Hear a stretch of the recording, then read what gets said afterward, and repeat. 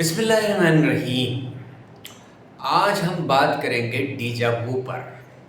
डीजा वू एक फ्रांसीसी लफ्ज़ है जिसके माने होते हैं पहले से देखा हुआ या ऑलरेडी सीन।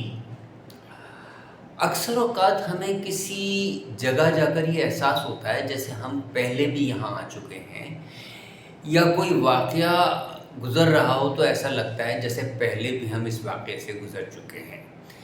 इस किस्म के एहसासात तकरीबन दुनिया में 90% लोगों के साथ होते हैं। इसकी वजाहत के लिए बाज़ नज़रियात पेश किए गए हैं, जिनमें से एक ये है कि हमारा कोई तजर्बा अगर हमारी पुरानी याददाश्त के मुशाबा हो तो हमें ऐसा महसूस होता है जैसे कि हम इस तजर्बे से पहले भी गुज़र चुके हैं। सूफ़ी मुफ़क्किरीन का नुक्ता नज़र ये है कि बाज़ औक़ात ख़ासकर नींद के दौरान हमारी रूह हमारे जिस्म से जुदा हो जाती है, जो कि ज़मान व मकान की क़ैद से आज़ाद है। वो मुस्तक़बिल में जाकर किसी वाक़ये को देख आती है और अमली ज़िंदगी में जब फ़िलहक़ीक़त हम उस वाक़ये से दोचार होते हैं तो हमें महसूस होता है जैसे कि ये वाक़या पहले भी हमारे साथ हो चुका है। हिंदू मुफ़क्किरीन इसकी एक दूसरे अंदाज़ में वज़ाहत करते हैं। उनके यहाँ जन्मों का तस्वुर पाया जाता है।